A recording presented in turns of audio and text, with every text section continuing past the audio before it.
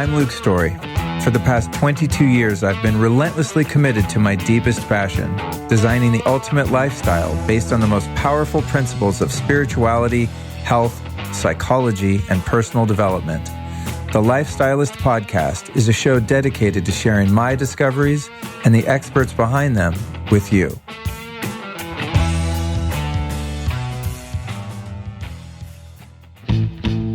This episode of the Lifestylist Podcast is brought to you by my friends over at Joovv. So for the past year or so, I've been doing something called photobiomodulation. That's a super geeky term for using red light therapy. And Joovv make a device that is hanging right here next to me in my podcast studio that I use just about every damn day. In fact, most days I use it twice a day. So why would you want to use red light therapy? Well, just like a whole food can be broken down into different vitamins and minerals, sunlight can also be broken down into different colors. And just like the nutrients in whole food, each color in sunlight has its own effect on our bodies. So once absorbed into your body, light energy is converted into cellular energy, which kicks off a series of metabolic events like the formation of new capillaries, elevated production of collagen, and the release of ATP. And red light therapy has even been approved by the FDA, and its effectiveness has been studied throughout the world. So here's why I use the Joovv red light therapy device on the reg. Repairs sun damage, which I get a lot of, reduces wrinkles, which I'm getting a few of, enhances muscle recovery and peak performance. When I work out, I have that issue, heals acne and other blemishes, fades scars and stretch marks, speeds wound healing, reduces joint inflammation, and my favorite benefit of the Joovv, increases testosterone production. So if you're interested in checking out some of those benefits for yourself, you can go over to joovv.com/Luke. That's JOOVV.com/Luke. Here's the catch.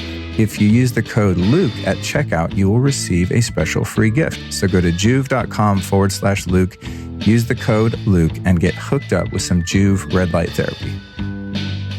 This episode would not be possible, folks, if it weren't for my friends over at Organifi.com. You can find all of their fantastic products, many of which I use on a daily basis, at Organifi.com/Luke. If you're looking for something to start with, I would go for the green juice powder. Easy to travel with, super, super powerful and energizing, and so good for you. But not only that, it actually tastes good. It's not a green powder that tastes like mold mixed with cat litter and an old shoe. It tastes freaking delicious. It's minty. It has kind of a matcha essence. No sugar, doesn't spike your blood sugar, won't take you out of ketosis. It's just badass. It's a great alternative to buying super expensive, easy to spoil green juice. Now, I love my green juice, but I really love the powder. Also, I'd love for you to try the Organifi Gold. And I'll tell you what, this stuff actually is gold. I covet my bins of gold in my kitchen. I protect them. I look out for them. I only share my gold with very close friends. Now, actually, I give it to everyone that comes over because it's such an easy sell.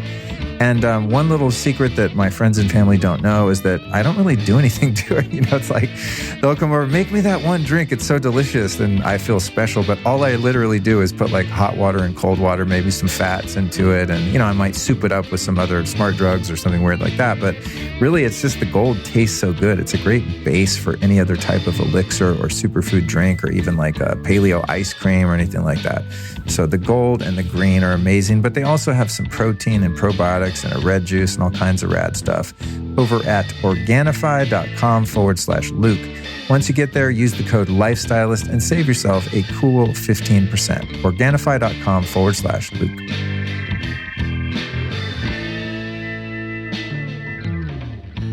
Today's show is going to hit you right in the gut. No, seriously, it's all about gut health and probiotics. Here's what we discuss. Why your gut is ground zero for your health. What's the deal with leaky gut? The fact that 80% of the adult population has leaky gut and doesn't know it. The confusing world of probiotics and how to avoid getting scammed. How gut health is related to Alzheimer's. The difference between traditional probiotics and spore-based probiotics. And a first-of-its-kind leaky gut study and its shocking discoveries.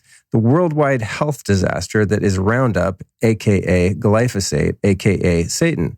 Learn the truth of what's better, more strains of bacteria or fewer strains of bacteria in a probiotic.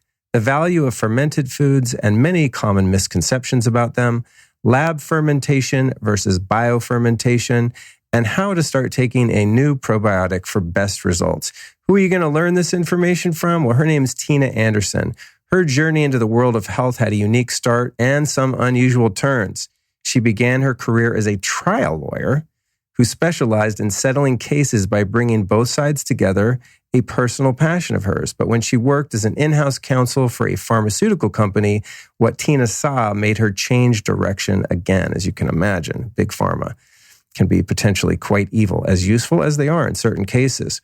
Frustrated by the many abuses in the pharmaceutical industry, Tina turned toward the field of natural health and found her life's work, which is why she's on the show today. She channeled her energy into learning all she could about disease prevention and good health maintenance. And then that led her to discover the importance of gut health and how connected and crucial it is for overall health and wellness. To share her discovery with the world, Tina, along with her husband, created a unique supplement that contains a superior probiotic strain made by renowned researcher Dr. Simon Cutting. It's called Just Thrive, and I've been on this stuff for a couple months, and it is bomb. Seriously, I'm not even kidding. Totally changed the way I feel in the midsection there. Before we get into the interview, I'd like to invite you to join my newsletter. Now, wait. I know what you're thinking. You're like, I hate spam. I don't want any stupid newsletters. Here's the deal, though. When I send you a newsletter, it's not just saying, hey, buy my thing. I really don't currently have a thing to buy, although I hope to someday. Right now, what you're going to get on the newsletter is you're going to get all the show notes. So during this interview, what's likely to happen is you're going to hear like all of these facts and links and books and products and studies and all of this stuff, and you're going to go, oh, wait, what was that? What was that? I need to know this, or I want to go look something up. Well, I've got a team that takes meticulous and very detailed show notes with hyperlinks to everything discussed in every episode. So you don't have to trip. You can just sit back, relax, drive your car, sit on the bus, sit on the subway, sit on a boat, airplane, wherever the hell you are while you're listening to this, and just kick it. Just chill, sign up for my newsletter, and I'm going to send you an email once a week of the show that comes out that day, which is normally Tuesdays and sometimes also Fridays with the bonus shows.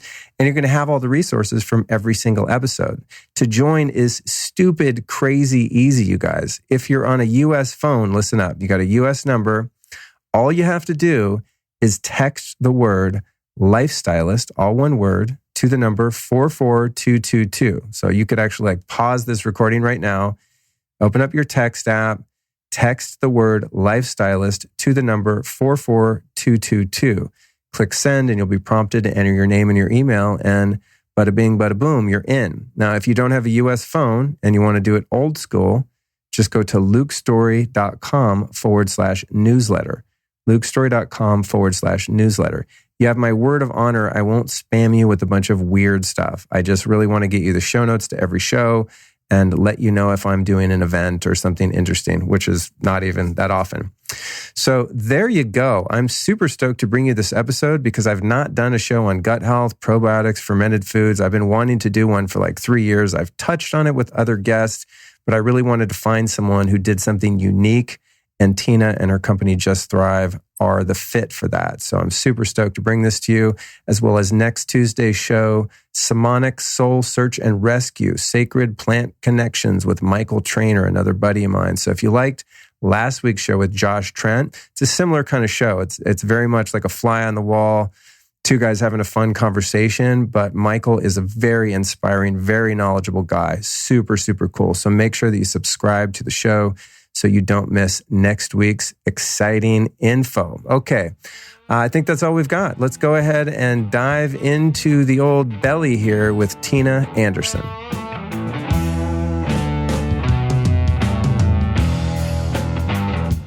Tina Anderson, welcome to the Lifestylist Podcast. Thanks, Luke. So excited to be here. Me too. So you guys, we're here at Paleo Effects. We're in the Sunlight and Saunas booth, and it's a really interesting experience. I wish the listeners could see it because we have a live audience and we're way up on this riser, much higher than anything else in this convention center. So it's kind of strange. Yeah. And there's this reverberation coming out of the PA out down below. It's this very Roman, theater sort certified. Yeah, exactly. So I'm super excited to meet you. To give some context, those listening, Tina and I have had some interactions before, and she happens to know a lot about gut health, leaky gut, and specifically probiotics. And incidentally, has a great product that I really enjoy, which we're of course going to talk about. You know, we always try to make these not an infomercial, but sometimes I find someone that's doing something really rad, and I want to find out their knowledge base and also what makes them rad. So that's what we're doing here today. So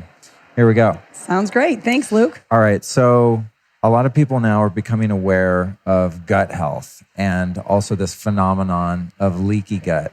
For those of us that are a little bit less familiar with this issue and some of the after effects of it, give us just a beginner's sort of breakdown of gut health, how you measure it, why it's important, and then we'll go into the leaky gut piece. Okay, great. So gut health is, what we're finding out now is that gut health is responsible for virtually every aspect of our overall health. The Human Microbiome Project was conducted by the National Institutes of Health about 10 years ago or so, told us more about the gut than we ever knew before. And we learned that the gut is really responsible for virtually all non-communicable diseases. You know, we were talking about immune health, autoimmune diseases, cancer, diabetes, Alzheimer's, dementia, mental health, anxiety, depression, those types of conditions, skin issues. I mean, it's literally related to every aspect of our overall health. We know we're 10 times more bacteria than we are human cells. This is a really profound finding, and we're finding out that's why our gut health is really so responsible for so much of our overall health. We know that there's a lot of things in our modern world that are wreaking havoc on our gut health. We know glyphosates, Roundup, antibiotics. We take antibiotics in our food, stress, all these things, toxins, EMFs, all these things are really, really wreaking havoc on our gut on a daily basis. And this is why we're seeing, you know, this rise in incidence of autism and food allergies that we didn't see, 30, 40 years ago. It's certainly not as prevalent as it is now. So, and we're just finding out that gut health is really the most important. I always say it's ground zero for health. When you are starting on your health journey or you want to just start maintaining health, you need to focus on your gut, because everything else you're going to be doing is going to work that much better if your gut is healthy. If your gut is inflamed, it's not absorbing nutrients. So you could go eat all this organic, clean food and kale and all these great healthy vegetables, but if they're not being absorbed, if the nutrients aren't being absorbed, they're not really doing you much good. So, and we know that there's so many stressors out there. Like I said, just physical stress, exercise even is great for us, but it also causes stress on our gut microbiome. I wouldn't suggest not to exercise, but I'm just saying we have to start knowing that there are some implications on our gut health, whether it's mental stress, physical stress. The toxins and food that we're eating are just really wreaking havoc on our gut health. What's the deal with leaky gut? Explain that. Yeah. Well, the best part about leaky gut is it's pretty self-explanatory in a lot of ways. It says what it is. It's basically, we have these holes in our intestines. We have these things called tight junctions, and the tight junctions start to open up, and then toxins from our gut microbiome, which really aren't problematic in our gut, start to seep out into our bloodstream. And then they become really problematic, and they start this constant immune response by our immune system. And so that's why we always say if people have a food allergy or an autoimmune disease, 99.9% they have a leaky gut. But even more, they're estimating now 80% of the adult population actually has a leaky gut and they don't even know it. And when you have this leaky gut, you have this leakiness of these toxins. They're called LPS for short. The full name is lipopolysaccharides. And like I said, lipopolysaccharides are found in the gut, and they're not really problematic when they're in the gut. It's when they start to seep into the bloodstream that they start to really start wreaking havoc on us. In fact, recently a study came out that the number one driver of Alzheimer's is a heightened LPS level in the bloodstream. And we're finding that out with all kinds of heart disease, dementia, all these types of things they're measuring the LPS toxin level in the bloodstream. So when you have that leakiness in the gut, those toxins are seeping into the bloodstream. Really dangerous. And a lot of people will say, well, I want to get a blood test for that, because there is a blood test to figure it out. It's just not, found regularly at, conventional like Quest and all those places. But I would say there's probably no reason to even do that because 80% of the adult population has a leaky gut and they don't even know it. So the more important thing is to start, fixing that leaky gut and taking care of your microbiome. What was that study you were telling me about a few minutes ago when we were chatting off mic that you guys did with the students? Yeah. I believe it was. That was interesting. Tell us about that. Yeah, it was a really profound study. It's actually the first of its kind. It was a leaky gut study. The medical term would be metabolic endotoxemia. So what we did is University of North Texas took 100 college students. They measured their LPS toxins. They gave them a challenge meal. They measured their LPS toxins after the challenge meal. And they found that 55% of those college students actually had a leaky gut and didn't know it. They were otherwise healthy, didn't know that. So what we did is what University of North Texas did, they took those 55% of the college students, they sent them home with these bacillus spore-based probiotics.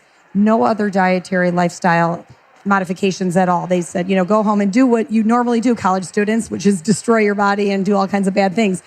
They came back 30 days later, tested the treated group and the placebo group, that same test, gave them a challenge meal, gave them the same tested their LPS levels and found that the treated group's LPS toxins was reduced by 42%. And this was just in 30 days.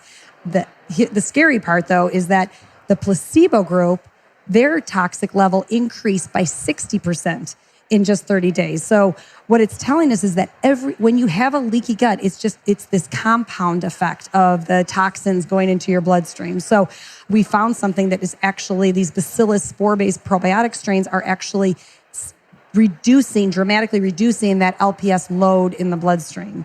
Really profound. What was the challenge meal that the kids ate? And explain what you mean by a challenge meal. I'm familiar with the term when you do blood work. If you're testing for heavy metals, you'll take a chelator, you'll pee, then you take a chelator, then you pee again. And, you find the difference between your base levels and the levels of your metals that get rooted out by the chelator. So what is it that the term mean in this case? And what did they actually eat? A really unhealthy meal, which was a McDonald's breakfast. I don't want to get in trouble by McDonald's, but it was a McDonald's breakfast. I think we're allowed to say McDonald's is unhealthy. I mean, okay. Good. Even their salad probably has glyphosate on it. For sure.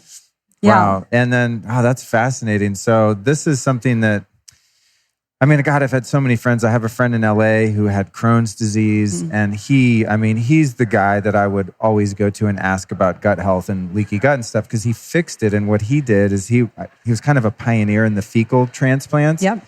He did a lot of research, research upon research upon research, and then found a donor, essentially, which was a friend of his that had never been on antibiotics. Wow. And so had a very diverse gut biome, and they tested him for, whatever you would test for before you put someone else's poop inside you. Yeah. But he did that religiously. Every day he went over there and collected his, this sounds really weird to people that have never heard of this, but it's becoming more scientifically viable. But he did kind of a DIY version of this. And he got rid of his Crohn's and he fixed his leaky gut. But most people are, I guess if you're desperate enough, you would go to those kind of measures. It was quite graphic and I'm sure it didn't smell great. And it was really not, right. I got to have him on the podcast someday. He will remain anonymous as of now. But, it's pretty horrific, the stuff that he had to do. And someone that's only really, really sick and desperate would go to those lengths and they would probably try all the medical interventions first, which he did, and they all failed. The allopathic ones, at least. And so it's interesting that these results happened without them making any other changes. See, that's the thing. You hear about, take slippery elm bark and do your prebiotics. And there's so many, eat bone broth, copious amounts of bone broth and collagen and all these things that are supposed to, quote unquote, heal the gut. But it seems like if you're not addressing the biome and the diversity in there of bacteria, fungi, etc., that even if you get some temporary relief and those the gut lining is sealed back up, that whatever you were doing before is probably going to undo that. Right, exactly. And we always say, speaking of the fecal transplant, these bacillus spore-based probiotics are the closest thing you're going to get to a fecal transplant without doing a fecal transplant. Because, see, the majority of probiotics on the market are based on what we used to know before the Human Microbiome Project came out about 10 years ago.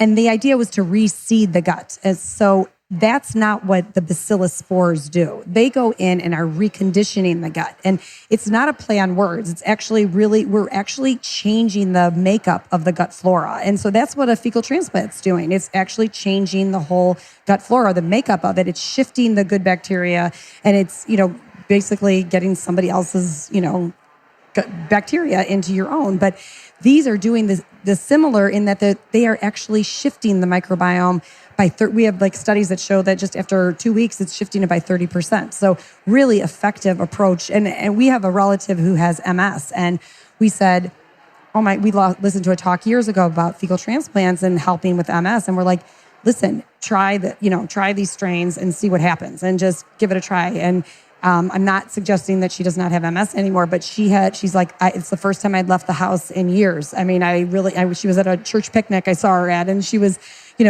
eating normal foods again, and things were so much better. She had more energy. Her skin rashes cleared up. So it really is affecting a change in the microbiome. So if you don't want to have a fecal transplant, this is a great option. So yeah, that's a pretty daunting way to fix it. Yeah. And I'm sure in the future there will become alternative methods than like going to your buddy's house and getting a bag full of poop. Yeah.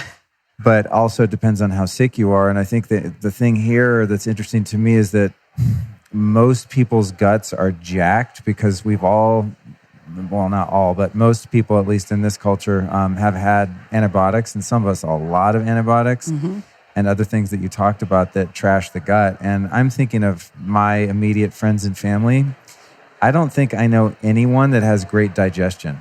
Yeah. Someone always is constipated or has gas or diarrhea. I mean, they're just not, most people I know aren't regular and don't have problems, or they get random bouts of nausea, or it's just like the digestive tract in general is not doing so hot. And as you may guess, most of the people I hang around with are pretty health conscious. I mean, none of us are perfect, but no one I know eats McDonald's. Right, you know what I mean? Right, exactly. So, no, it's an epidemic. I mean, it's gut health and gut disease is an epidemic right now, because all these things, you were talking about antibiotics, and antibiotics destroy the bad bacteria, which is what we want them to do, but they also destroy the good bacteria, as you know. But here's what a lot of people don't know is that glyphosates or Roundup, they only target the good bacteria. So when you're eating all this, non-organic food and foods that's loaded with Roundup, it's literally killing our good bacteria, and it's not even killing the bad bacteria. So it's pretty scary out there. So I can't stress enough to people,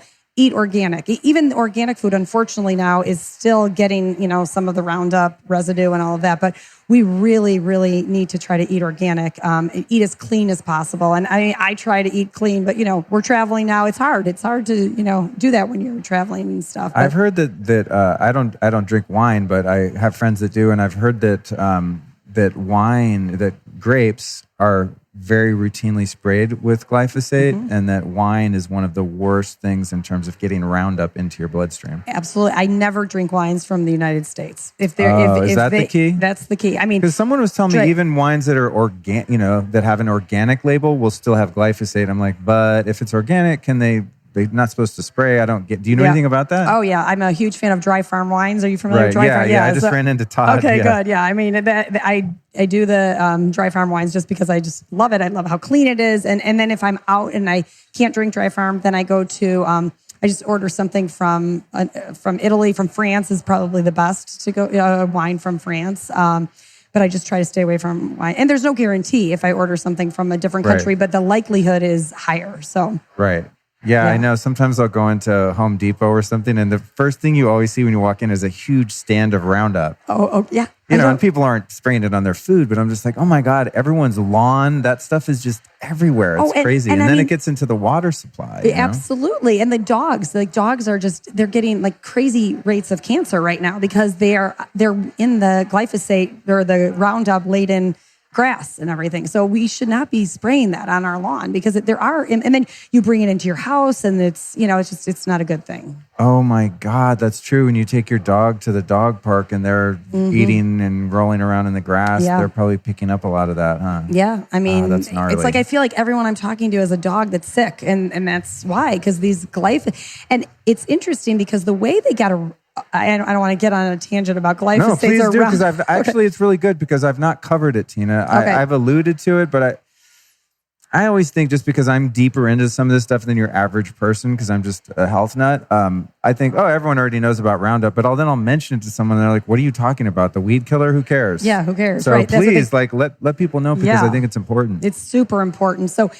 I always wondered, how in the world did they ever allow Roundup in our country? How did they allow this? Well, what happened is they basically said that the Roundup or glyphosate, which is the active ingredient in Roundup, doesn't affect human cells. And that may be true. I mean, maybe it doesn't affect human cells, but it does affect your bacterial cells. And there's a shikmate pathway that is going on in our body. That's what kills the plants in the weeds that are out there.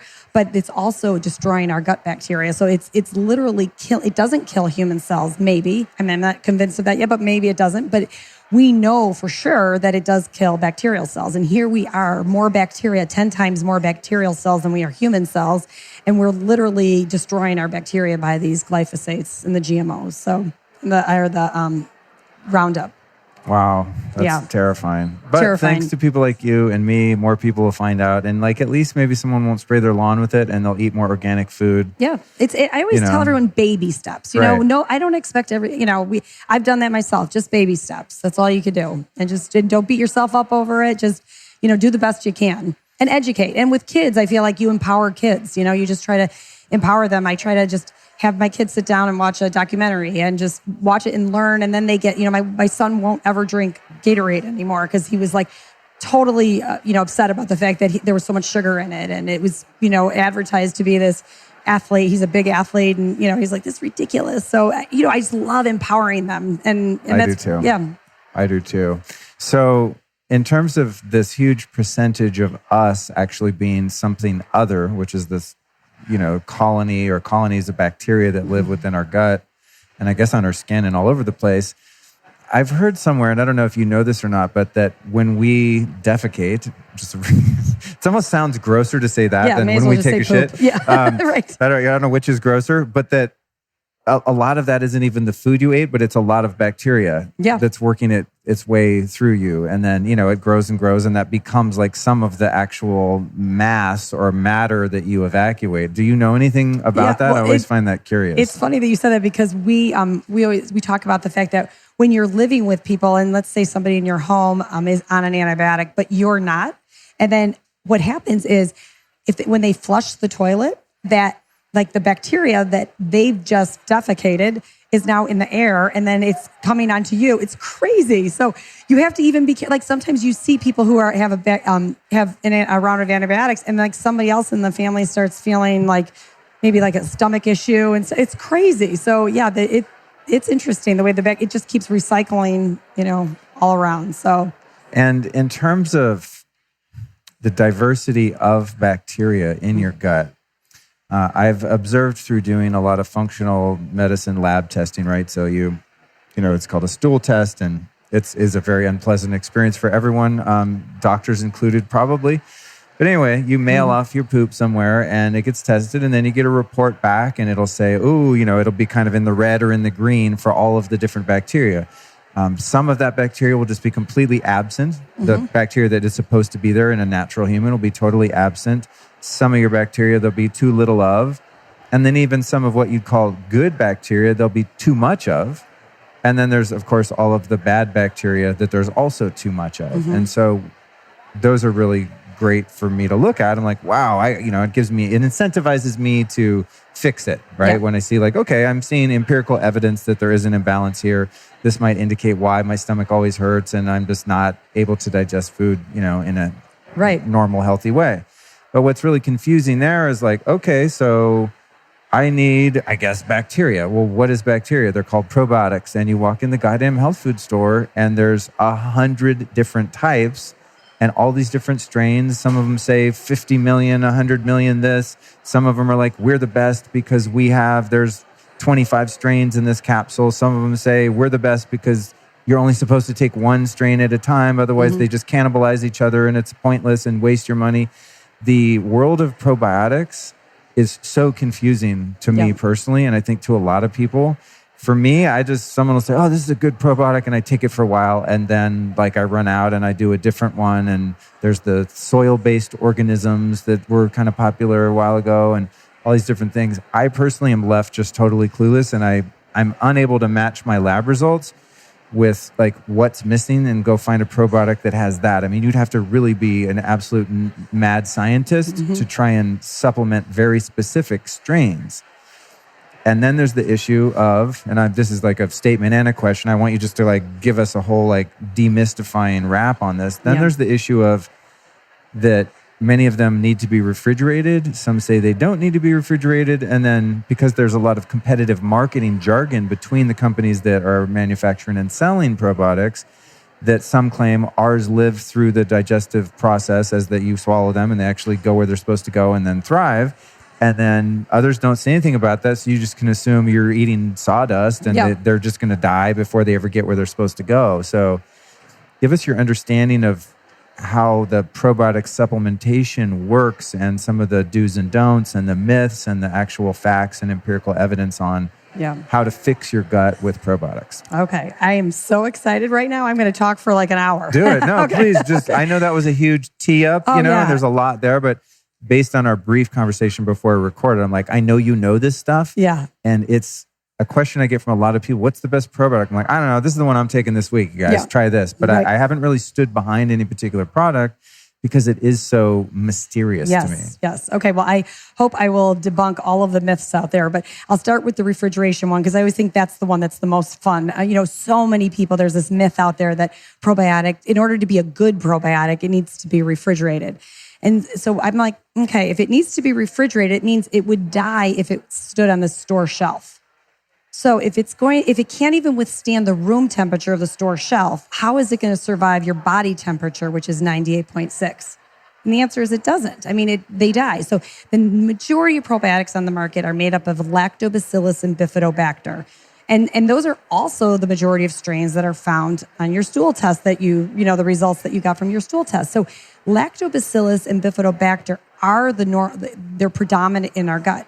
The idea in nature was never to repopulate your gut with more lactobacillus and bifidobacter. The idea was to take strains that actually would bring your own lactobacillus and bifidobacter strains back to life. So the refrigeration thing is a complete myth. I mean, there is no science that shows a refrigerated probiotic is better than one that's not refrigerated. It's just that they're keeping them refrigerated to keep the bacteria alive. The difference is with bacillus spores, they actually are dormant when you find them in the soil. When they're in the capsule, they're dormant, so they haven't become alive yet. You swallow them, they get through the gastric juices. They are still dormant. When they hit the intestines, they take their shell off, and that's when they become alive. And that's when they go into their live vegetative cell state. So, we don't enterocoat them. We don't do any special engineering to them. It's nothing like that. We are literally taking nature's true probiotic strains and are able to make them into a supplement form. The most ideal thing would be just to eat off of the dirt. But unfortunately, our dirt is so, contaminated now. It doesn't have those types of strains in it anymore. If you lived in Tanzania in a tribe that was, completely clean, you wouldn't need a probiotic supplement. You would just eat off of the dirt and the land and get those bacillus strains from the land. So very, very different. So and then your first part of your question was saying, this is the other really cool thing about bacillus strains is so they are universal colonizers, meaning that every living species has a binding site for bacillus. So one of the best analogies I love to use is a garden analogy. So if you envision this garden, you compare that to your gut, and the garden is stepped on and trampled on, and there's weeds growing all over that garden. The old approach was of the lactobacillus and bifidobacter strains, which again is like the majority of probiotics on the market, was to throw seeds in that garden. You hope they get there alive. But most of them don't ever get there alive. They die. The stomach acid kills them. But let's say they did get there alive. They would plant a plant here and there, and then they leave that garden the same day. They just come in, a couple hours later, they leave, similar to the way food passes through your system. With bacillus, it's a completely different approach. You go you throw the seeds in the garden, they get there 100% alive, They attach to the soil. So they're attaching to your intestinal cell wall. They get rid of the weeds in the garden. So they're getting rid of your pathogenic bacteria or overgrowth of some, maybe Candida, H. pylori, the overgrowth of it. And then it's also bringing those plants that have been stepped on and trampled on back to life, creating more diversity. And this is how we create diversity. And you're right, you mentioned diversity. Having a diverse microbiome it equals health. I mean, that's what it is. You need to have a diverse microbiome. And this approach to probiotics is so much more effective in creating diversity. There's a myth out there we should try to switch up our probiotics. 1 month take one that has 15 strains, and the next one, right? And a couple months later take one with 20. Yeah, that's what I always do. I kind of look on the back of the bottle. I'm like, those big weird words look unfamiliar. I'll take this one this month, because there is, from the people selling them, of course, a lot of competition, and so there's some misinformation, whether intentional or not. But it seems to me to make logical sense that you wouldn't want to take too many strains at once, because they're just going to cannibalize each other and sort of compete for space and resources within your gut, essentially, right? So if you're taking a probiotic that has 25 strains, that sounds better because more is better with many things. But in the case of this, intuitively, I've always been like, maybe I should just take one strain for a month, then switch, but who knows which one when? And it's just at the end, that's where I arrive at. Like I said, I'm just like, whatever, I just take them all the time and hope it does something. Right, exactly. And all of these, when you're switching them up, people are thinking that's creating diversity. That's what I always think. Yeah, it's not create. What creates diversity is taking your own bacteria that already belongs to you and bringing it back to life. Because even if you get a stool test back and they say 0, I mean, there's no such thing. I mean, if you have no bacteria, I mean, you'd be dead. I mean, you need the bacteria to be alive. So I mean, it may be dangerously low, but that's the role of the bacillus spores, is to get in there and bring them back to life. And now you're creating this lush garden. I mean, it is the garden analogy. I use it all the time, but it's so perfect because these are like the gardener of the gut. They're getting in there and they know what needs to get, what the weeds, you need to get rid of those, and you need to bring the other plants back to life. And so, but by throwing a whole bunch of different plants in that garden, it's going to be kind of, a really messed up garden, not looking so pretty, and there's no rhyme or reason to it. I'm sure by this point in the conversation with Tina, it's very clear that your gut might need help and that you want to work on leaky gut, your digestion. You're learning about probiotics, the good, the bad, and the ugly. And I've got to say, I am a massive, legitimate fan of Thrive Probiotic. And Tina's been cool enough to give us a little discount on her product for the listeners. So if you want to check it out, go to thriveprobiotic.com/Luke. You're going to save 15% by using the code Luke15. That's thriveprobiotic.com/Luke. The code is Luke15. And I've been taking this stuff every day since I met her. And honestly, my digestion is so much better. I take this everywhere I go, every time I travel, anywhere I go. Like, it's one of the main supplements that I take with me, because I've had a lot of problems with dysbiosis throughout my life. All I ate was like glyphosate and gluten and sugar my whole childhood. Drank way too much alcohol for a long time. My gut is pretty wrecked, but it's getting better, through this probiotic and a lot of other things that I'm doing to heal it. So go to thriveprobiotic.com/Luke, and the code is Luke15. If you're someone that wants to be healthy, chances are the reason you want to be healthy, if you really drill down, is because you want to be happy. Well, what makes you happy is getting melatonin in your veins at night. It's getting serotonin and dopamine in your brain during the day. Do you know what makes those neurotransmitters and hormones happen? It's light. And if you are exposed to artificial blue and green light after dark and even during the day, you're suppressing your ability to produce these within your body. I don't want to get too geeky and scientific because I would stumble over my words and you might not even understand what I'm talking about.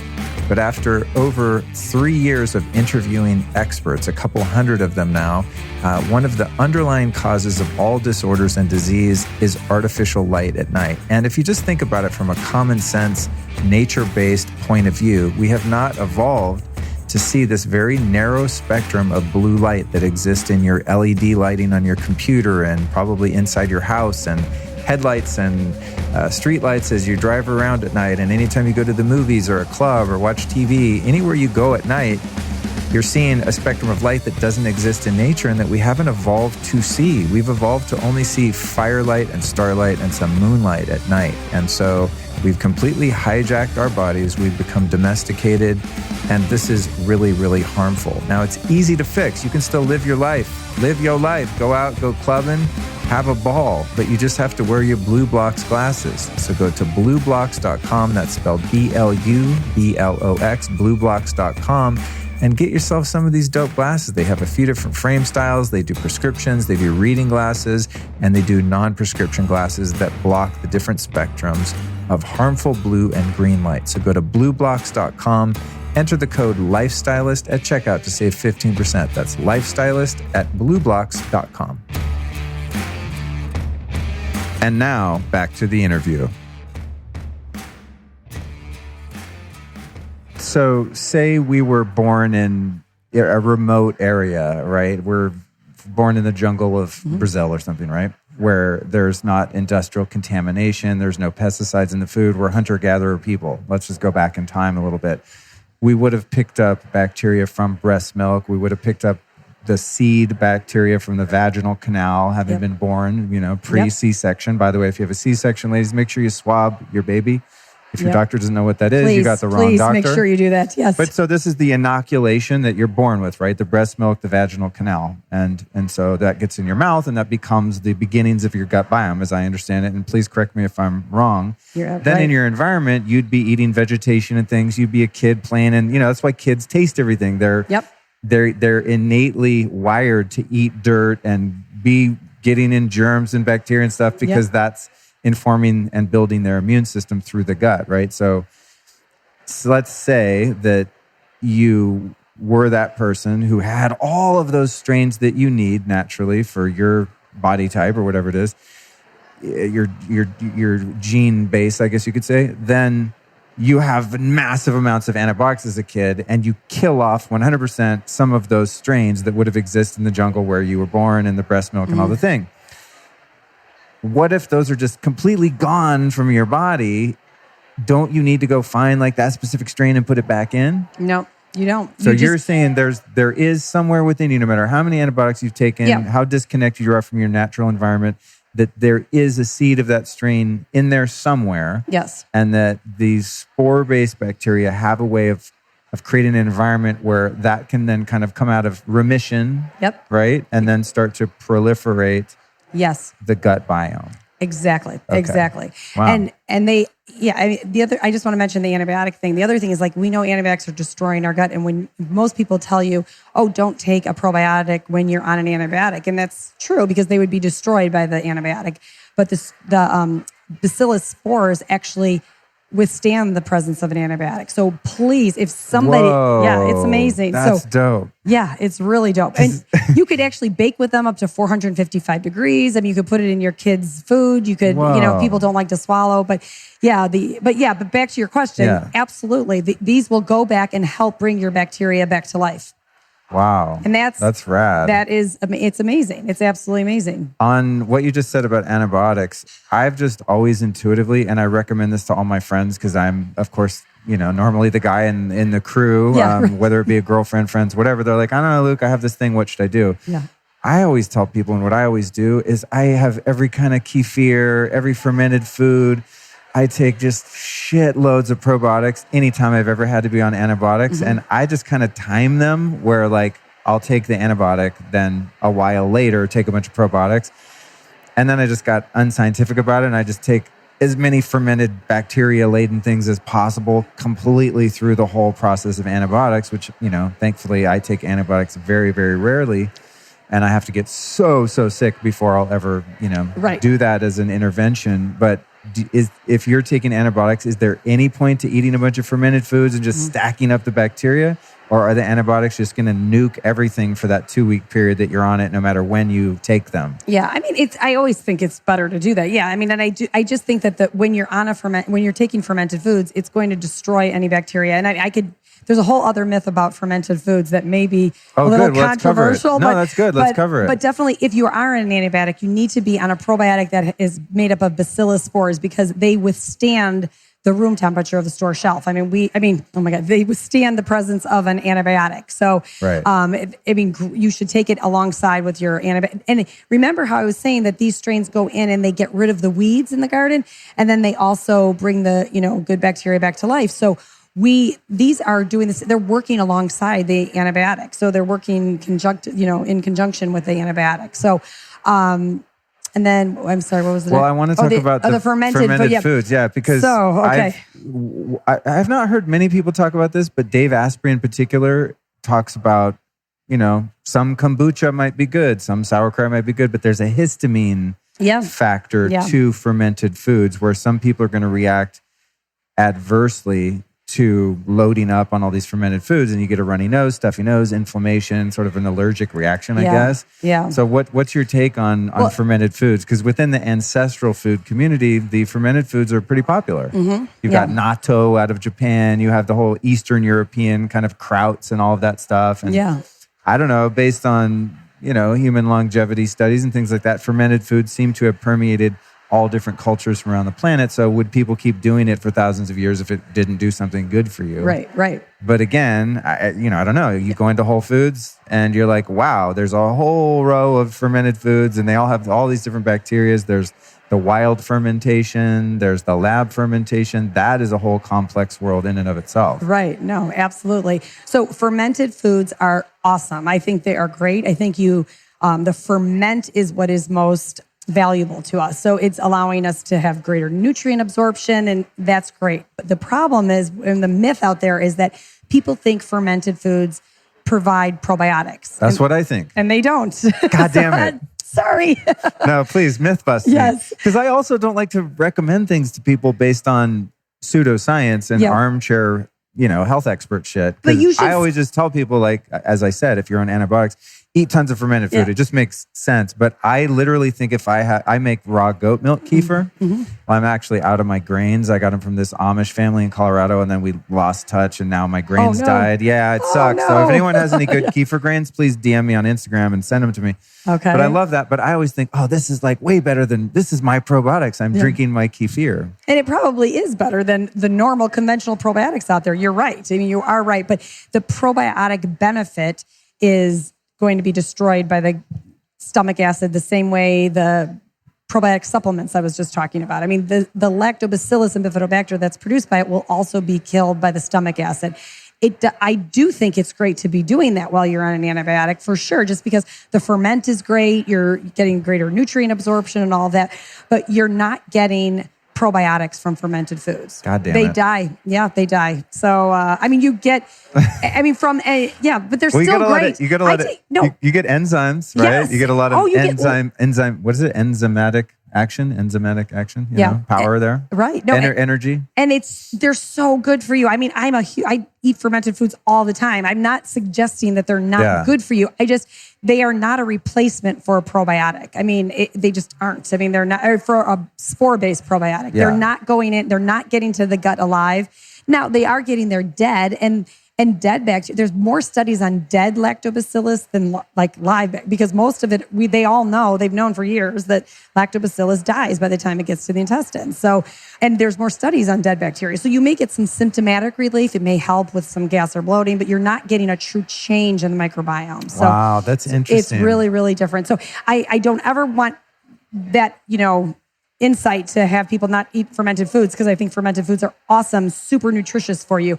You just aren't getting probiotic benefits from it. Wow. True probiotic benefits that are actually colonizing and attaching to the intestinal cell wall, changing, the good guys, making sure the good guys are awaiting the bad bacteria. Do you think that, say you eat a really heavy meal, a giant steak, and you have some fermented foods with it, some sauerkraut, do you think there's any digestive benefit generally from eating, a little bit of fermented foods with most of your meals? Oh, absolutely. Absolutely. I think the ferment gives you some of that benefit, and some of the dead bacteria that gets there may give you some relief. Right. But yeah, I think it's great to eat fermented foods with it. Yes, for that reason. Yeah. And do you know anything about the negative impact of fermented foods and or probiotics that have that histamine sort of reaction? Yeah. So a lot of people, they have the histamine. A lot of the probiotic supplements have. A lot of people come to us and say, "Oh my gosh, I can't take probiotics because I have a can't take probiotics. They just don't agree with me. I go, do you have a histamine issue? And they're like, yeah, as a matter of fact, I do. So the bacillus strains they do not produce histamines at all. So, and yes, that would happen with fermented foods too sometimes. So, but the nice thing is if you take the bacillus spores, you won't have to worry about the, histamine because there are no histamines produced with those. Cool. Then there's the issue, which I alluded to, and you may or may not know anything about this, but there's the like lab fermentation of foods, and then there's the wild fermentation. And many people are for the wild fermentation. I used to make, I forget what this stuff was called. It was some sort of beet kvass, it was cabbage. What was that stuff called? It was part of this is back in my like vegetarian days when I would make my own kombucha and stuff. It's eluding me at the moment, lack of smart drugs or sleep. But you would take cabbage and you put it in a Vitamix, and then you'd let it ferment, and then you'd just take the liquid out, and it was like not kombucha, but something like that. It's some Russian shit or something. Anyway, and I would do that, but then people said, "Oh, you don't want it. That's a wild fermentation." Meaning, I'm not introducing a spore. I'm not introducing kefir grains or anything like that, like something to kind of be a starter, a bacteria.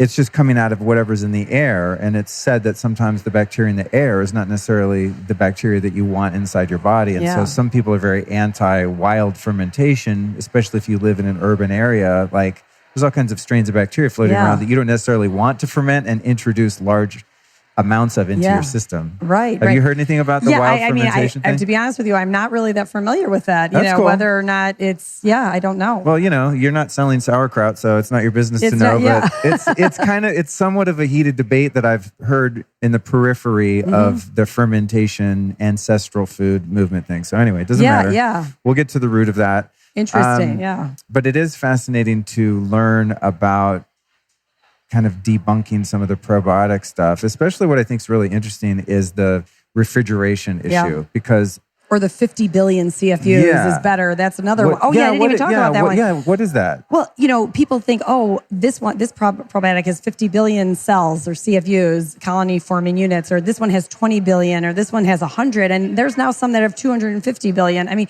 that has become complete marketing. I mean, there is no science behind it. There's it's just they're putting in these crazy numbers because they know that they're all dying. I mean, Silica Labs in Chicago did a study. They took the leading selling probiotic supplement with 50 billion CFUs out of, one of the big health food stores, found out 99.99% of them died before they got to the intestines.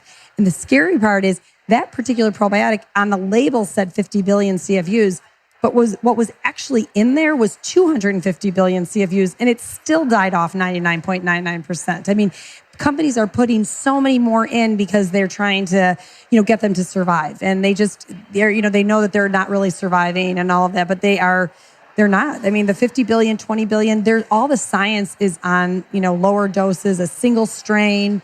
The other big issue out there that's really important, which is really scary, is this whole diversity thing that you and I just talked about. University of California, Davis, they took 16 different probiotics off of California store shelves and tested them to see if they met label claims. Only one of them met label claims. Because what's happening is there's this buzz out there, you need to take a probiotic with lots of different strains. So let's say you have a probiotic that's 15 strains. What companies are doing is they're taking all 15 of those strains, sourcing them, throwing them in one vat, fermenting them all together. So what's happening is one strain will take over another strain. So a strain that's on the bottle and the label is no longer in the product. Two strains come together and create a whole new strain. So strains that were not listed on the label are now in the product, but we don't know if they're good or safe or anything. And this study was done on primarily children's probiotics, and they literally, only one of them met label claims out of 16. So we have, our product is completely DNA verified by a independent third-party lab. And it's really important to have a probiotic DNA verified to know that what, they say is on the label is actually in the capsule itself. So you'll do a DNA test of the actual bacteria with a third party that says this is the bacteria that's in the end product, not in the beginning of the manufacturing chain, which, as you're saying, could come out completely Frankenstein by the time you get to the end of it. Right, exactly. So ours are grown in 4 separate vats. Oh, wow. And so, yeah. Trippy. So like that's a big myth out there. You need one that has a lot of different strains. Yeah. That's absolutely, most studies are done on single strain bacteria. That is just all become marketing. 50 billion is better than 2 billion. That's absolutely no science behind it. The focus needs to be on the quality of the strain. Is the strain surviving? And when it gets there, is it doing something besides just leaving the body? So, it's funny as we sit here, I'm looking at a logo of one of the booths that says Garden of Life. And they've made some good products that I've taken over the years. I think they were sold at one point, I don't know, whatever. They had some shit that I would buy here and there. But I was just reminded, one of the probiotics that was recommended to me, I think it's their product, and I think it's called Ultra Defense, if I'm not mistaken. And the big hype with it, and obviously I'm not trying to be lacking tact and putting other brands down or whatever, but I just also am a straight shooter. But what made me take it was that it would, oh shit, I forgot we're on microphone in the whole thing. They can hear us. I love the Garden of Life products. They're awesome. Everyone should go to their booth. No, oh my God, that is hilarious. What just happened, guys? I realize I'm on a PA right next to their booth. So we're not going to talk shit about them because I don't know the answer.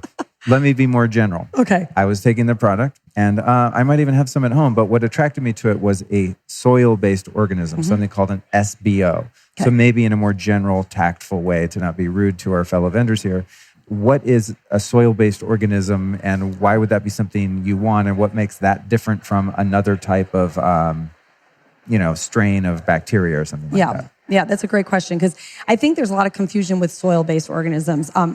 Our strains, or the spore-based, are found in the soil. So a lot of people will call ours soil-based, which in some respects maybe they are, but we consider them spore-based because there are soil-based organisms that are found in the soil. Spore-based organisms are found in the soil. So that's where they start out being the same. But when the soil-based organisms actually live in the soil, so they're alive in the soil. Spore-based organisms are dormant in the soil.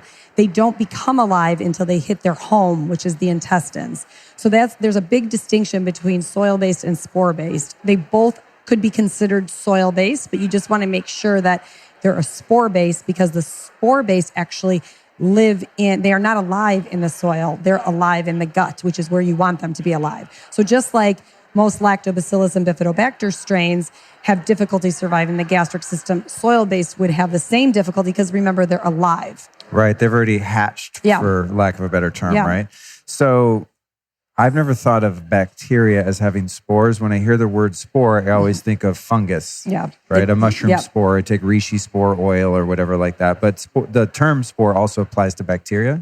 Yeah, it's a totally different type of spore. It's not it has nothing to do with mushroom or fungus. It's just, it's called an endospore shell around itself. So it has this endospore shell around the bacteria. And again, it's not something we've put on. Nature puts this endospore shell on them. And then you swallow it. Gets through the gastric system with that shell on, and then when it hits the intestines, it takes its shell off and goes into a live vegetative cell state.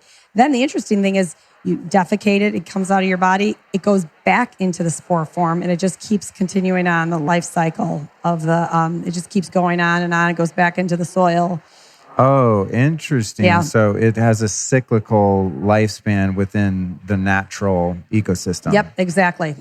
Oh, that's trippy. So in a sense, it never dies. It's eternal. Yeah. Well, I mean, we have an expiration date on our product, but it really doesn't need one because it would never expire. I mean, we have to do it by law, but I mean, it would never expire because they're dormant. They're not alive. And so you could find them... they could sit there for hundreds and hundreds of years. You could bake. They're also so robust that you could bake with them. We've tested them up to 455 degrees. I mean, it's amazing. Crazy. Yeah, absolutely crazy. One thing I'm curious about, I think it is brought about by the term spore and thinking about fungus, is over the years, observing the probiotic industry, every once in a while a company will pop up and they say, oh, we're the best because we have fungus in ours, and that's part of your gut biome too, and that oftentimes you have a fungal overgrowth just like you have a bacterial overgrowth, or in some cases an undergrowth. You need more of this particular fungal. Do you know anything about the fungal end of gut health? Like candida and those types of things. Yeah. So candida, I think what people forget is that we don't want to kill Candida and get rid of it, or H. pylori. People think of H. pylori and Candida as being bad. Well, they are a normal part of our gut flora. They belong there. It's just when they become overgrown that they become problematic. So we wouldn't want to do anything to completely eradicate them or get rid of them. So what the spores do is they go in, and like I was saying, like the garden, they go in and they actually elbow out, or they get kind of elbow out the bacteria overgrowth or the fungal overgrowth that's there. So same thing, these strains will go in and take care of any fungal overgrowth as well. Oh, that's cool. Yeah, the Candida is another one of those health trends that I see over the years. It's 20 plus years I've kind of been into this stuff, and I'll see Candida is a really big deal, and there's a whole section again in the health food store that's like, kill the Candida, Candida cleanse.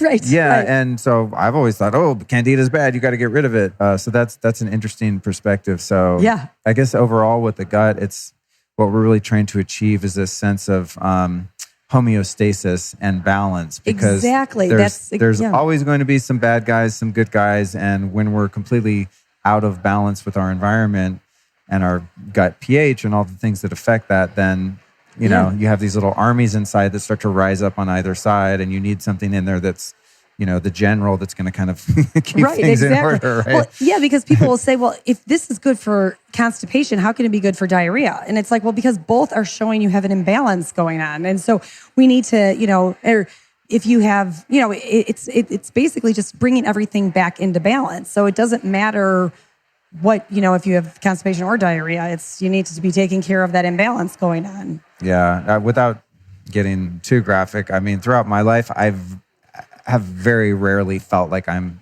really healthy in that area. Think I'm eating a pretty clean diet. Everything's cool. And it's like, God, I just have a gurgling gut. And I just it just doesn't feel great. Or I have to take herbs to make sure that I stay regular and stuff. It's just always not really been right.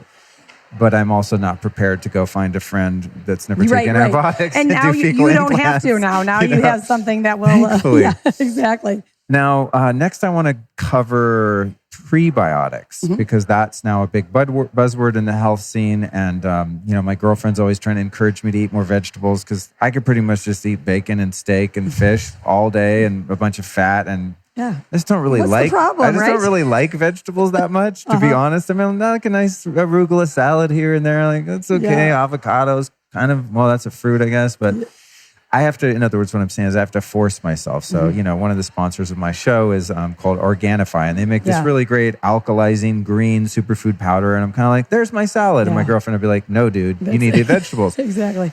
And I'm always thinking, why? And she and other people have said, well, dude, you need the fiber, you need the probiotics in order to feed the bacteria in your gut. So you could be taking probiotics or eating fermented foods or whatever, but once they get into the gut, there's nothing for them to thrive on because they don't live off butter or steak. Right, whatever, exactly. So what other than introducing, say, like these type of spores or the right bacteria, what else do we need to do to keep that symbiotic relationship going and fuel the good bacteria that is in there? Yeah. Well, I would always say that your girlfriend's right. And that God damn it. I was hoping you'd be like, oh, don't listen to her. Do carnivore. Yeah, exactly. Well, and I'm sorry to interrupt after asking you a question, but what's really weird about that is one of my brothers has been on the carnivore diet now. He might be going on a year. I think he has the odd sweet potato. But I mean, that's some fiber and maybe prebiotic fiber in there. But I mean, he said that his digestion has never been better. And he's had a lot of antibiotics, a lot of gut issues. And he's just, he really only eats salt. This is legit. Salt, pepper, and beef.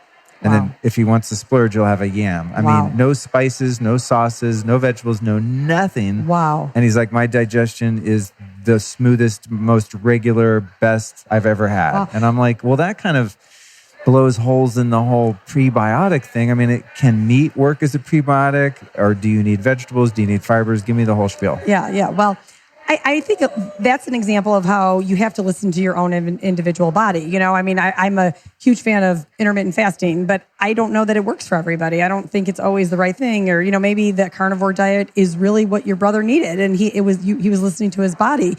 But, the thing is, if prebiotics are basically the food that feeds the good bacteria. So if you're on it, if you're gut is nice and healthy and you're taking the bacillus spores and you're getting, and it's all fine. And you're eating some vegetables. I always think getting prebiotics from food is better.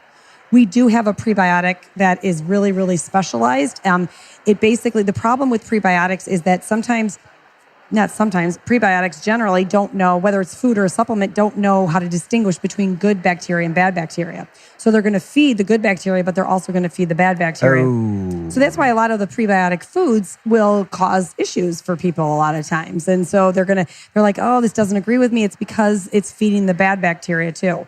So we have a prebiotic that actually took years for us to just develop it and formulate it, but it only feeds the good bacteria. So it's made up of 3 oligosaccharides that only feed the good bacteria, does not feed the bad bacteria. So that's interesting. So you could do that with your Organifi green juices, and you could do the prebiotic, or you could just eat some vegetables. Right. I mean, I'm halfway joking. I do sometimes enjoy vegetables. Yeah. Last night I had some great Thai food here in Austin, and there was a lot of vegetables. Yeah, They were delicious. Fine. It's but. Well, I have a confession to make. I don't love them either. So I eat them, but I don't love them either. Well, you know what? It's also that I'm just not great at cooking, nor do I want to be. I don't like cooking. I don't like prepping. I don't like dishes. Oh my God, Luke, now I know why we get along so well. It's like, this is how I am. So if I was a great chef and I could make vegetables taste delicious, I would eat more. And thankfully, my girlfriend is a great cook and she makes vegetables. I'm like, oh my God, these are amazing. Perfect. Why don't I do this more often? Yeah. But it's literally just because if I'm alone being in bachelor mode in my house,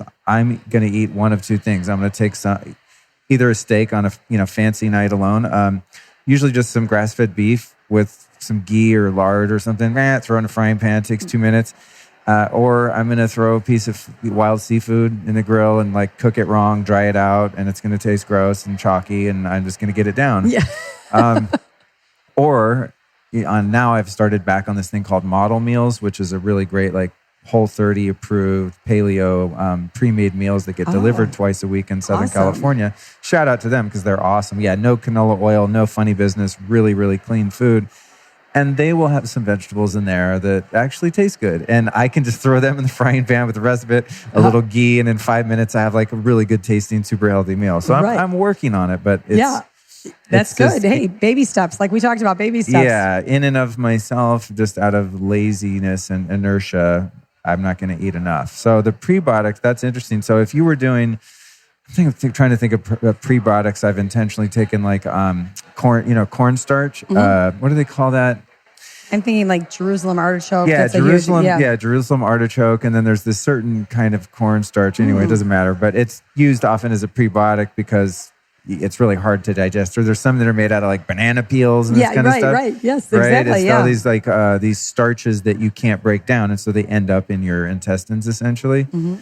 But what you're saying is that then the bad bacteria that are the bad guys in there, they're like, cool, smorgasbord. And then they start to thrive because you're also feeding them. Exactly. So that's why people may have some issues with it. So we even say start out with the probiotics so that you could, clean up the gut and get rid of that bad bacteria. So you diminish the chances of feeding any bad bacteria anyway. So that's cool. Yeah. Well, what's neat about this conversation is that, as I said, obviously we're here at Paleo FX and whatever month it is, April, this probably won't come out for a couple months. And I just got some of your product, which I've known about for a while and everyone says is great, but I just, there's so many things I haven't gotten around to it.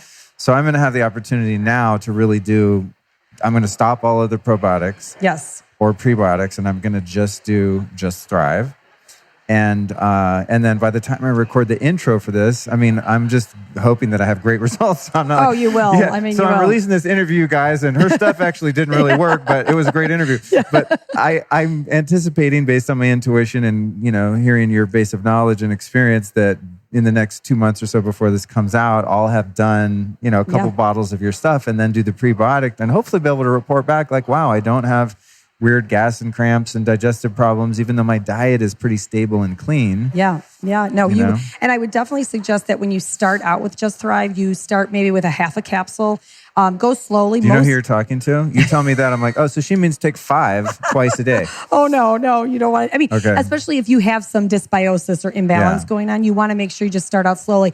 Most people are completely fine with 1 capsule at the end of a meal. You're fine, but you take it with food. Oh, okay. Always take it with food. We have studies that show that these strains actually germinate, use the food to germinate throughout the intestine. So you get more for your money. It's fine to take it on an empty stomach, just better to take it in the presence of food. Oh, cool. Yeah, but if you ever feel any gastrointestinal discomfort when you initially start out with it, that's a great sign. Don't be freaked out about that. That is such a great sign. I mean, it may just be a die-off or detox reaction, and that's why I just say to go slower, but stick with it and go through it, and it will have profound results. I mean, you'll feel amazing. It's really exciting. Oh, that's cool. Yeah. I'm super excited. Yeah, I mean, we see crazy results. I mean, Luke, it's like it's the most gratifying thing I've ever done in my life by far.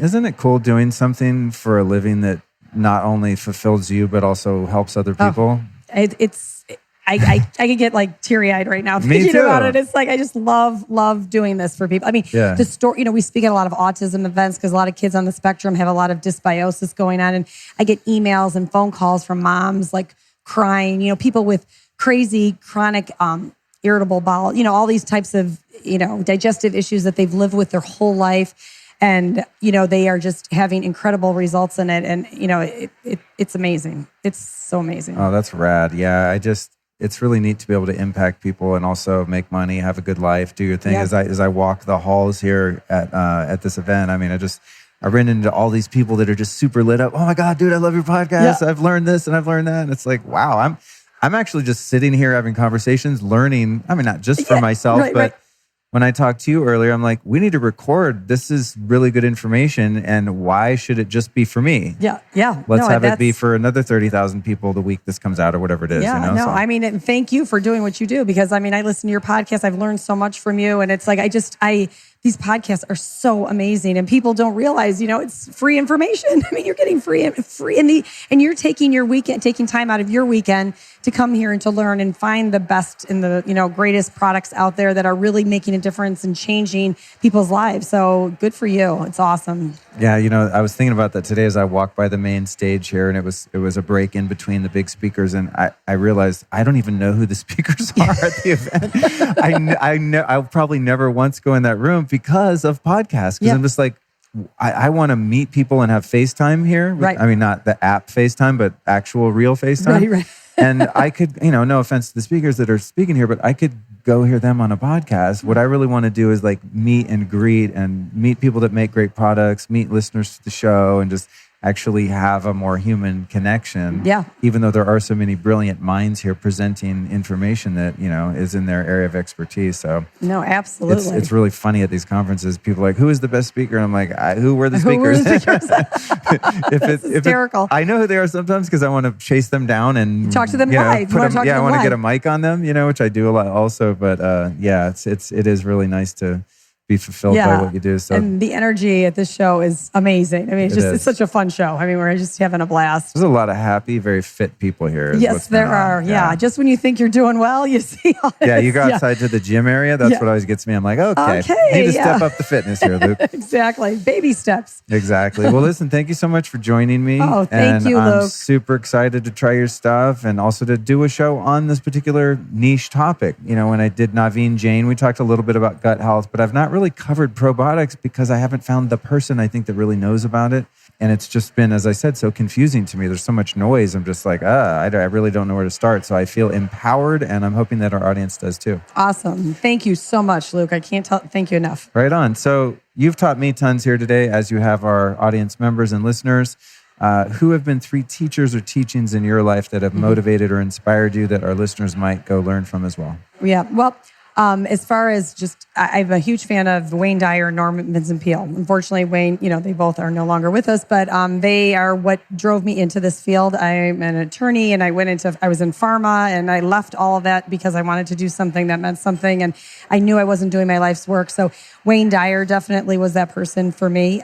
As far as in the health and wellness world, who has inspired me for health? Is that one of your questions too? Anything in life. Anything, yeah. I mean, my father has been a huge, my parents both, my father's a he's the one who introduced me to Norman Vincent Peale and Joseph Murphy and all these deep thinkers. So my parents have been huge impact. And then I just, health and wellness, I think, God, so many people in this room, it's like, Katie from the Wellness Mama. I mean, she's been a huge impact, had a huge impact on me. So a lot of great people out there. I know I'm missing so many people because I listened to so many podcasts. We got 3 out of that. Yeah, exactly. I got 3. And if your parents aren't famous and on social media, they won't be able to go learn from them. But many people actually do give that as an answer. Yeah. Which is why I didn't know. Okay. I've forgotten that question. I realized I did Kyle Kingsbury a couple of days ago, and I was like, shit, I forgot. That might be the first time I've forgotten that. But it's always really interesting to me who people say, because sometimes it'll be like, Jesus Christ, or my uncle, or it's always really random and fun. And I think that's why I haven't come up with the new ending question, because I still find it interesting. And then we always put those in the show notes, So my dad used to wake me up every morning for school and say, "You're getting better and better every day in every way." And I'm like, oh my God, like every time I hear someone say that, I'm like, oh my God, it's my dad. He would always, and he to this day, he's just full of energy, full of life. And it's awesome. You're karmically fortunate. Yes. All right. Thanks again for joining me, and look forward to seeing you soon. Thanks, Luke. All right. After this interview, I am fully committed to my gut health. Now, I just took a trip to Spain. I got to admit, I went a little heavy on the gluten, ate a lot of sugar, probably gained like 20 freaking pounds, came back super inflamed. So I'm getting back on the wagon now as I record this outro. And the whole time, though, I've been taking my Just Thrive probiotics for sure, taking my biooptimizers, enzymes, and, doing some stuff right. But the diet got a little out of hand. So I hereby commit to you, the listeners, to our guest Tina, and to, more than anyone, myself, that I'm going on a full gut healing mission now. I just ordered an ozone machine. I'm doing all kinds of crazy stuff. I'm tired of having weak-ass digestion. It's got to be fixed. It's just too much. So if you're someone that wants to work on your gut health and you're turned on by Tina's product, you can save 15% off by going to thriveprobiotic.com/Luke. That's thriveprobiotic.com/Luke. Use the code Luke15 to save 15% off. Really great, legit product. Next week, again, we've got Michael Trainer coming on Tuesday to talk about sacred plant connections, man. Deep, deep connections. It's a great show. Subscribe to the podcast so you don't miss it. I'd like to thank our sponsors, Juve. That's juve.com/Luke. The code Luke there gets you a special bonus. We've got Blue Blocks. That's BLUBLOX, blueblocks.com, with some fly blue blocking eyewear. The code there is Lifestylist. You save 15% off. And then we've got Organifi. That's Organifi.com/Luke. That's Organifi with an I. And the code there is Lifestylist for 20% off. Thank you for supporting the show by supporting the sponsors. Everything we plug here is legit. It works. It's awesome. It's always the best in class. I want to thank you, though, just for your ears, for your time, your commitment to yourself. If you listen to a show like the Lifestylist Podcast, I'm just going to tell you straight up, you love yourself and you want to take care of yourself, because all we talk about here is healing mind, body, and spirit. Try to do so in hopefully a lighthearted and entertaining way to make it accessible to all people. That's always my goal, is to take science geeks and make it relatable, kind of break it down, to take esoteric, spaced out, woo-woo spiritual teachers, and I mean that in the best sense. I love spaced out people, to take them and kind of ground their work so that you can apply it so that it makes sense. So if you make it to the end of these episodes and you're still listening, that means you enjoyed the show and I enjoyed having you.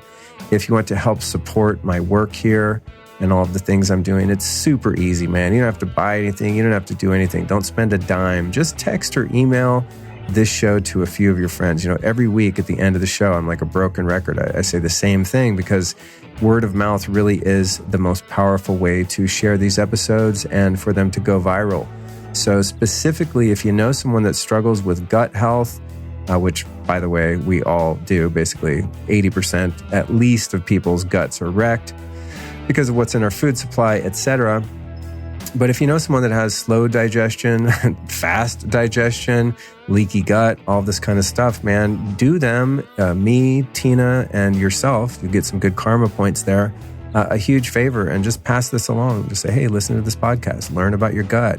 Hopefully it's presented in a way that's not too dry and boring. You know, it's hard to convey science sometimes in a way that isn't boring. And so my goal, as I said, is always to make it kind of fun and accessible. So if you found it to be that way yourself, perhaps the people in your life that you love, that you share this episode with, will have the same experience. Thank you so much for listening to my show. This is my pride, my joy, my love. I'm grateful to be able to do it. And I'm grateful more than anything for you, the listener. God bless. This episode of the Lifestylist Podcast was produced by podcastmasters.net.